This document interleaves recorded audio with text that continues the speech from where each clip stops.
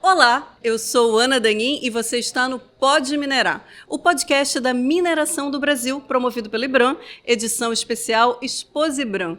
Ao meu lado está Ana Cabral, CEO da Sigma Lithium. Ana, um prazer falar com você. Obrigada, satisfação em recebê-la aqui. É um prazer estar aqui, é uma honra estar aqui com vocês, é uma honra participar da Exposibram e agora da conferência da Amazônia, né, que é a transição Exposibram para protagonismo na discussão climática do nosso setor, né? Então, e aí o nosso tema hoje é um tema bastante interessante. A gente vai falar de descarbonização da mineração. E por que interessante? Existe uma parte da sociedade que acha que essas duas palavras não combinam, descarbonização e mineração. Queria que você comentasse sobre isso. Não, e eu acho que essa é uma das grandes falácias que nós temos que desconstruir em relação à mineração, que tem essa pecha, né, comparada a outros setores, por exemplo. Por que isso? Vou dar um grande exemplo. Lá na Sigma, né, por hectare impactado de vegetação lá do sertão suprimido, nós geramos 30 milhões de dólares de receitas. Olha que inacreditável. Por hectare impactado, 30 milhões de dólares de receita. Isso é um índice de indústria. Então, o nosso setor tem isso. Ele tem uma capacidade de geração de riquezas para o Estado, para o país, para devolver para o país, enorme por hectare impactado. Então, o nosso impacto versus o nosso retorno econômico, ele é mínimo, ou seja, o retorno é máximo para o impacto mínimo em relação à área. Por isso que essa é uma das grandes falácias que a gente tem que desconstruir.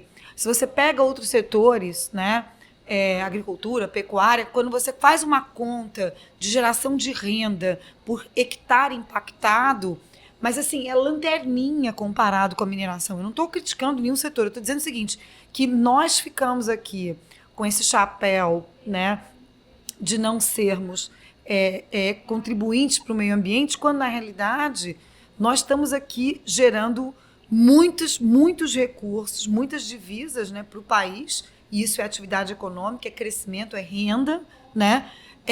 Com um impacto ambiental restrito e pequeno se comparado a essa intensidade de geração de recursos. Então, é um dos melhores setores do mundo para você ter, se você é abençoado com as riquezas naturais que o Brasil tem. E daí a importância de ter o IBRAM à frente de eventos tão importantes como esse, né, que nós estamos vendo aqui, a Exposibram e a conferência também internacional Amazônia Novas Economias. Exato, porque como é que você faz essa conexão? E aí a gente pode levar essa conexão para a segunda derivada, né? Quando você começa a pensar em transição energética, é uma palavra, isso não é muito intangível para o brasileiro médio, né? Agora, como é que você tangibiliza? Lá na minha terra, no Jequitinhonha, como é que eu tangibilizo? Transição energética no Jequitinhonha, isso aqui é carro elétrico de rico. Não. Transição energética é o seguinte, é a mudança climática, é a sua seca aqui. É essa estiagem que antigamente era 6, 7 meses e que agora é de 9 meses. E que te deixa sem água, que te deixa sem comida e que faz com que você migre para ir trabalhar em outros lugares no período que a sua horta toda seca, que a sua plantação toda seca, que seu gado morre. Então é você conectar que o papel desse setor em mitigar o efeito da mudança climática esse setor viabiliza essas tecnologias como as baterias de lítio, como todas as coisas que discutimos aqui, que por sua vez vão ajudar o planeta a tentar colocar um freio nessa mudança climática. E aí você trazer isso para a linguagem do homem na ponta, né? Que no meu caso é o homem do sertão. Isso é a sua seca. Então aqui na sua terra a gente está conseguindo. Tem duas atividades lá, né? Tem a mineração e tem a indústria. Então a gente minera e industrializa esse lítio que vai ajudar eventualmente ao clima se estabilizar e quem sabe você ter um clima mais previsível, uma estiagem menor, uma estação de chuva menos intensa, né? essas mudanças climáticas, a volatilidade climática ameniza. Então, é essa conexão, esse diálogo com a sociedade que nós precisamos fazer de forma mais intensa no setor. E isso os outros setores fazem muito bem. Então, eu acho que esse é o papel protagonista do IBRAM, e o Dr. Raul tem feito um trabalho incrível nesse sentido. É você trazer a linguagem, porque a mineração é feita de engenheiros, né? Então, os engenheiros, eles falam linguagem de engenheiro, mas a população não é feita de engenheiros. Então, como é que você fala a linguagem dos engenheiros para a população? Então, é o grande desafio do nosso setor. E eu já queria pegar esse gancho, né, que você me deu, para que você fale um pouco da Sigma Lithium, onde vocês estão, como é a relação de vocês com as pessoas da região. Fala um pouco mais de vocês. Então, nós tínhamos goals climáticos muito ambiciosos. O goal mais ambicioso era chegar a net zero, ser carbono zero, né, carbono neutro, né, em 2025. Nós fizemos esse ano, em 2023. Olha o que isso significa. Nós estamos 2 anos à frente da nossa meta autoimposta, que era arrojada. Isso é 25 anos antes do setor, né? Então, assim, nós estamos 25 anos à frente do setor como um todo no Brasil.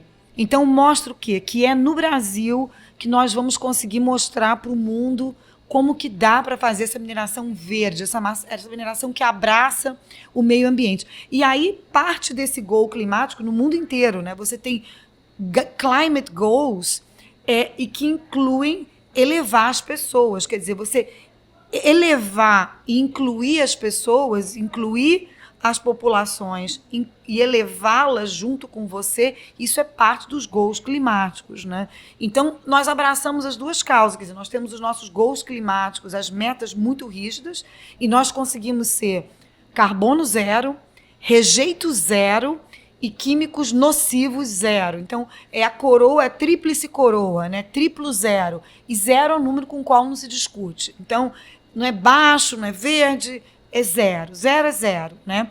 E, por outro lado, a gente tem as metas de lift the people, de elevar o nosso povo, né? Quer dizer, elevar a população do Jequitinhonha. E como nós fizemos isso? Durante um período de pandemia, nós colocamos uma rede de proteção na população. Então, nós fizemos um programa de fome zero que permitiu com que 2,8 milhões de refeições fossem servidas para cerca de 12 mil pessoas. Pensa o seguinte, lá tem 55 mil pessoas. Então, olha o impacto disso. Dá mais de 1/4 da população estava ali no nosso programa de rede. Mas e aí, como que você eleva as pessoas da rede? Como que você faz a inclusão produtiva das pessoas da rede? Aí nós olhamos 2 vetores de inclusão produtiva. O primeiro, né, o Dona de Mim. Quer dizer, é um modelo testado em Bangladesh, bem sucedido em Bangladesh, que nós tropicalizamos, adaptamos para a região e desenvolvemos no Jequitinhonha. Então, nós temos 10 mil linhas de microcrédito para as mulheres, estão aqui mostrando, aqui vieram, Donas de Mim. E isso, o microcrédito, ele é mais do que um programa de inclusão produtiva, ele é um programa de inclusão civil. A mulher passa a ser uma cidadã empoderada, ela aprende a usar a voz dela naquela sociedade, na sociedade. Então, você tem uma inclusão produtiva que vai além. Você traz a cidadania junto, porque uma mulher empoderada é uma mulher cidadã, né? Então, 10 mil. Isso significa mais de 75% da população economicamente ativa feminina pode pegar uma linha de microcrédito com a gente. E né? Quando vocês começaram? Em quanto tempo vocês... Então, esse programa começou num piloto lançado em junho de 22. Ele já tem 1.600 mulheres no programa. E estamos indo a passos largos, porque não é um programa de auxílio. Você tem que ter um treinamento para ser microempreendedora, né? Esse microcrédito é um crédito, 10% ao ano, então é super subsidiado, né? Você devolve esse dinheiro para o fundo, porque aí você, no que você devolve, você permite com que outra venha, né? E tem um treinamento contínuo, tem um programa de acompanhamento de empreendedorismo, então é inclusão produtiva. O outro programa, então assim, está fazendo 1 ano agora em setembro, 1.600 mulheres. Então você vem e treinadas, empoderadas, com negócios que estão indo bem, a taxa de inadimplência é baixíssima. E aí vou até falar um pouco mais do programa. Olha a beleza de alavancagem de PIB e de inclusão produtiva desse programa, né? Um dos desafios do país é emprego, né? A capacitação das mulheres, ela é com a capacitação cultural, não dava tempo de capacitar. Então, o que nós trabalhamos ali? Você vai monetizar o que você já sabe fazer. As capacitações que sua mãe, sua tia te ensinaram a fazer: culinária, costura, artesanato, serviço de beleza. Então, elas começam a ganhar dinheiro fazendo o que elas sempre souberam fazer, né? Inclusão produtiva imediata, monetizar o que sabe fazer.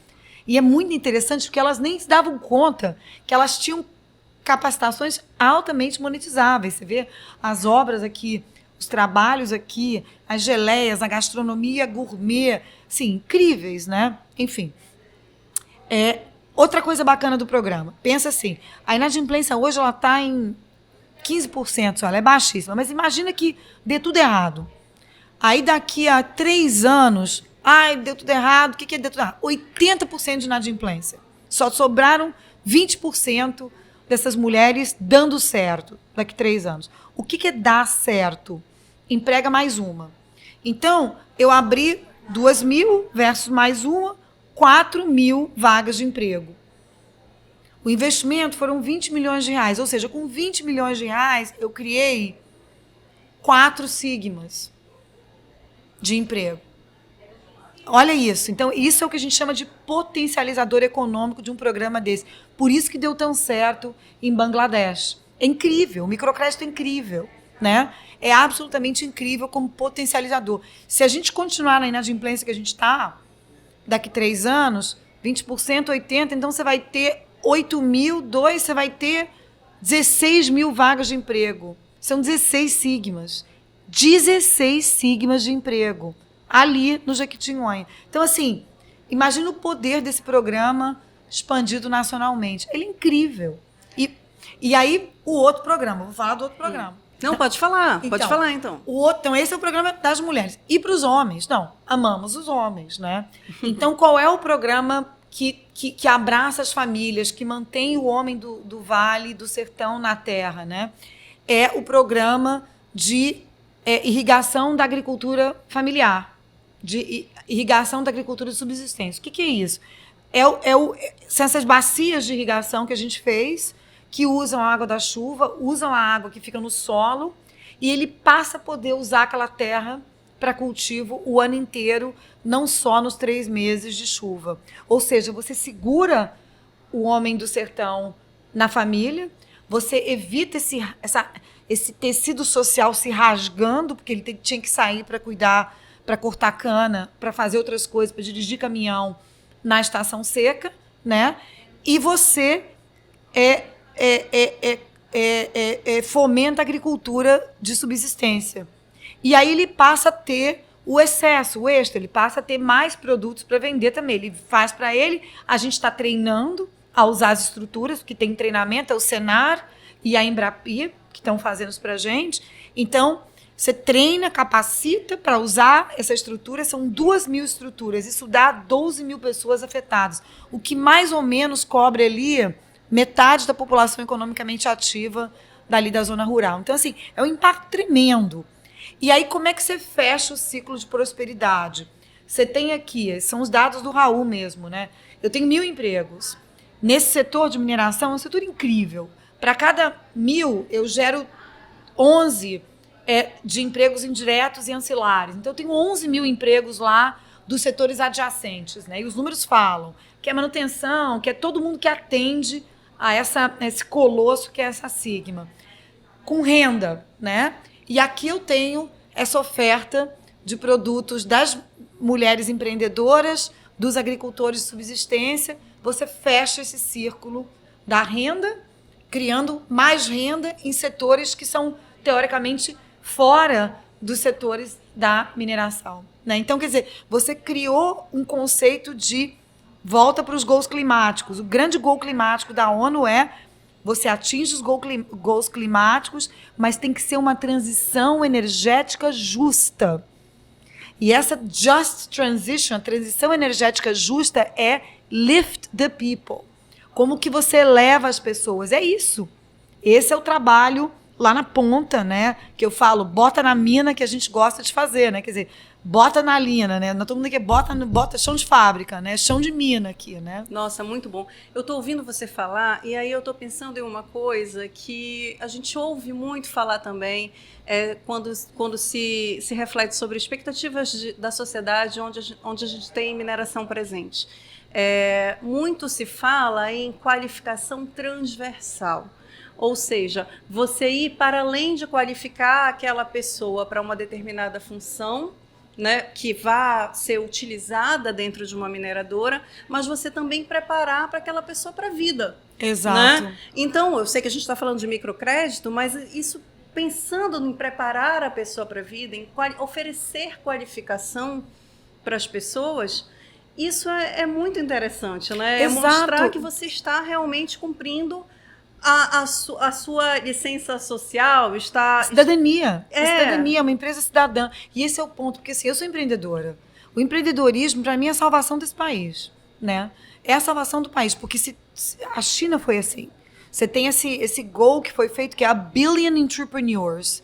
1 bilhão de empreendedores. Então, essa cabeça de empreendedor, esse motor. Os Estados Unidos foi assim.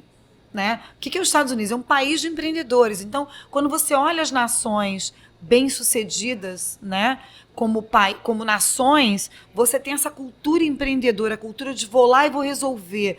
É um problema meu, você puxa a responsabilidade para você resolve. Isso é uma característica dessa cultura empreendedora, esse senso de responsabilidade, de cidadania. Assim, isso aqui é um problema meu, sim, eu vou ter que ir lá e resolver. Então, isso vem com essa cabeça empreendedora. Não é tipo assim, é de alguém, o governo resolve, é de outra pessoa. Não, a gente vai lá e resolve. Então, é isso que é muito bacana, porque você está criando essas mulheres empoderadas com essa cultura de cidadania. E o que é cidadania? É o conceito do próprio Mulheres do Brasil, que é esse movimento de sociedade civil que eu ajudei a fundar com a Luísa Trajano.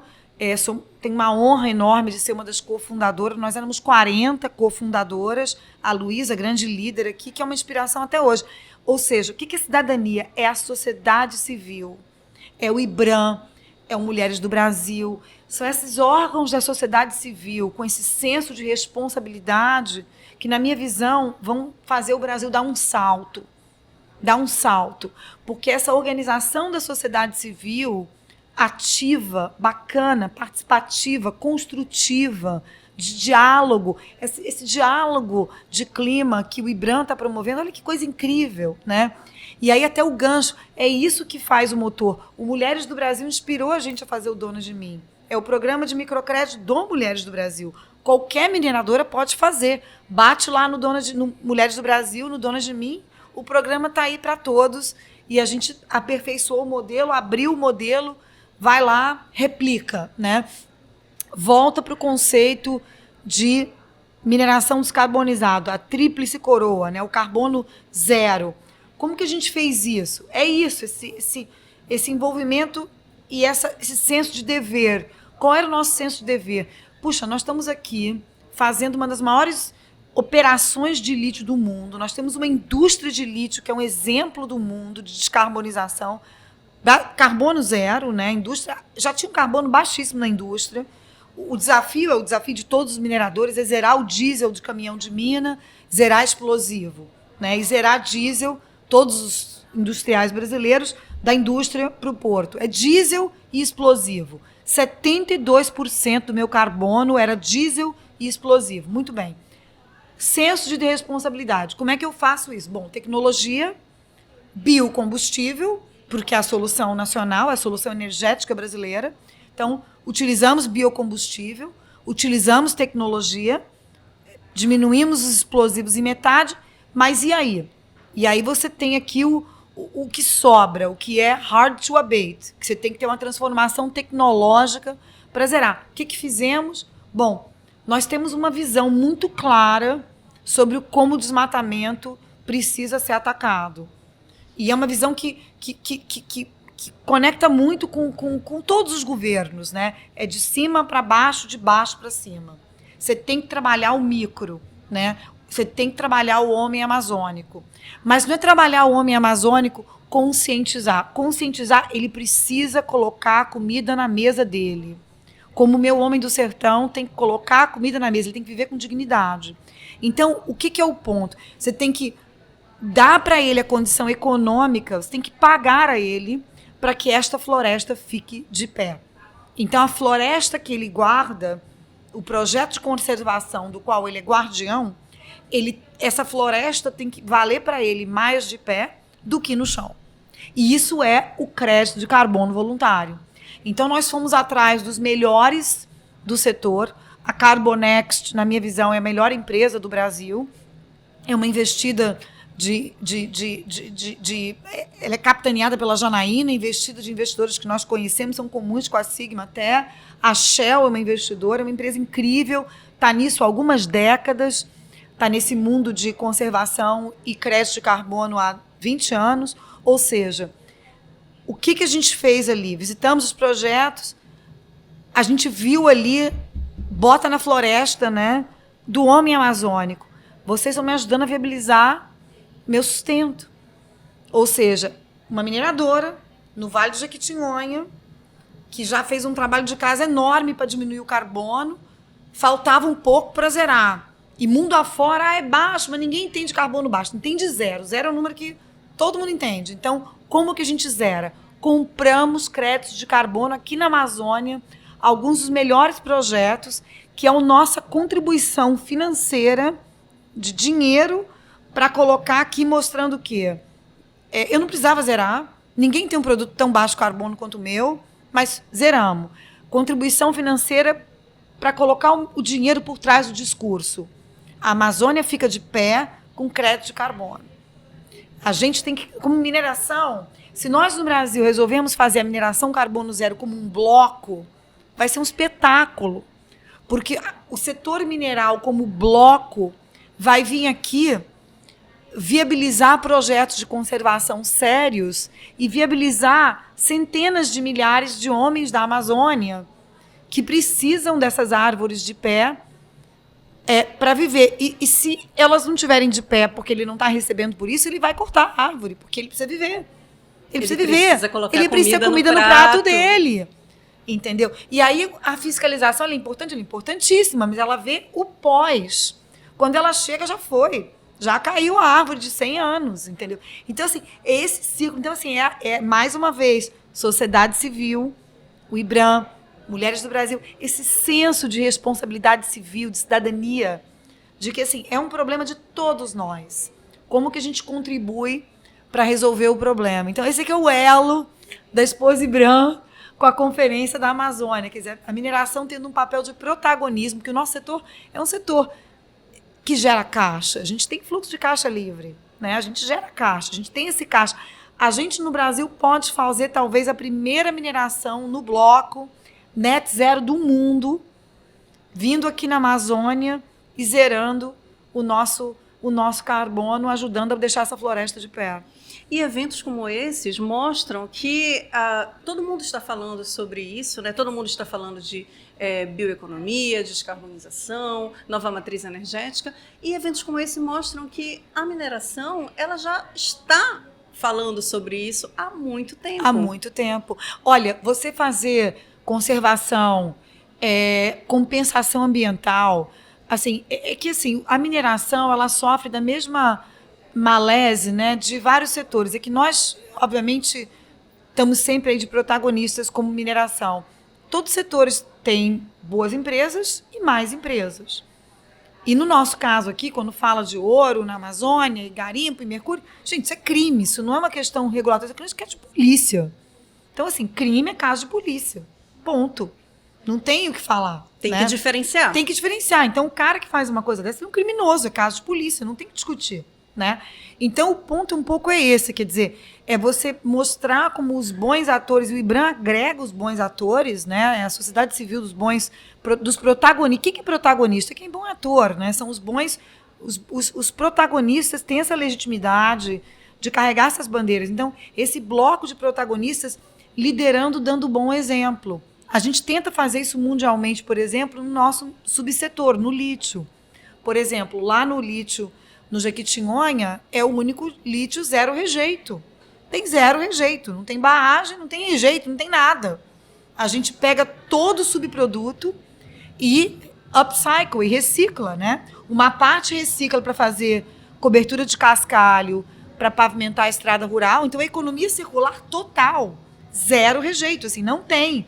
Tem, lógico que eu gero rejeito. Eu preciso gerar rejeito porque é o princípio técnico do processo. Mas o que eu faço com ele, essa economia circular é a chave da coisa. Então, assim, no lítio, nós viramos protagonistas globais de boas práticas ambientais. Globais. Então, aqui você traduz isso para um setor inteiro, eu acho que isso está na mão de todos os setores econômicos. Então, assim, você tem aqui no IBRAM toda essa massa crítica de pessoas incríveis, com esse senso de responsabilidade, liderando essas empresas incríveis em minério de ferro, e a gente viu hoje aqui os exemplos em todas as áreas, em cobre, em níquel, em tudo, em absolutamente tudo, e dando bom exemplo. Então, a gente lidera por bom exemplo, né? E é isso, eu acho que quando você cria um bloco de bom exemplo e você começa a criar... Assim, a gente tem que sair da toca, eu acho, porque a gente não fala de nós mesmos, né, com esse orgulho que eu vejo na Austrália, que eu vejo no Canadá, do setor, né? Eu vejo na China isso, as pessoas têm orgulho, né? Orgulho de fazer o negócio. Então, quer dizer, é mostrar esse orgulho e trazer esse protagonismo para os bons atores. Porque aí você mostra que, olha, tem maus atores? Tem, mas isso aqui é um caso de polícia. A polícia tem que cuidar deles. Não tem o que fazer. Todo setor tem seus casos de polícia. Nós não somos os únicos, né? O que falta no nosso é que os bons atores, os bons protagonistas têm que estar ali, né? Sempre falando o que estamos fazendo na vida real. Olha, um outro exemplo, só para encerrar, a Vale. Eu aprendi 800 mil hectares de floresta preservada. Você sobrevoa ali, a área é a floresta da Vale, é o Parque Nacional dos Carajás. Vai ser lindo de ver isso, né? Então, o setor está acostumado a fazer isso como compensação ambiental. É parte do nosso DNA. E, assim, o que nós tivemos que fazer? Isso é uma obrigação legal. Nós cortamos lá os cactos, que é cactus, sertão é cactus, é vegetação de sertão. E aí nós decidimos compensar 5-1. Aí fomos buscar floresta tropical lá na serra, do outro lado, lá 400 quilômetros onde eu estou, para compensar. Para cada cactus eu devolvo 5 florestas. Porque isso é captura de carbono, que estavam a risco de serem cortadas para pasto.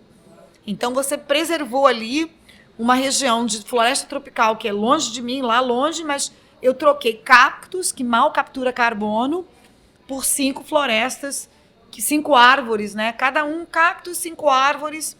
E assim, isso é o DNA do setor. Isso não era minha obrigação legal, a gente fez mais, como sempre, mas fizemos. Mas o setor entende compensação, né? Isso é muito bacana, é um setor muito diferenciado. Ana, que conversa interessante. Eu queria te agradecer demais, mas está na hora da gente encerrar. Muito obrigada por me ter aqui no seu podcast. Foi uma conversa ótima. Muito obrigada mesmo. Eu deixo aberto para as suas considerações finais. Eu acho que assim, a mineração tem que ter orgulho de si mesma. Acho que nós temos uma responsabilidade com o Brasil de ajudar a elevar as pessoas no entorno. Esse abraço de comunidade, ele é algo que é indispensável para o nosso sucesso. A comunidade é parceira da gente.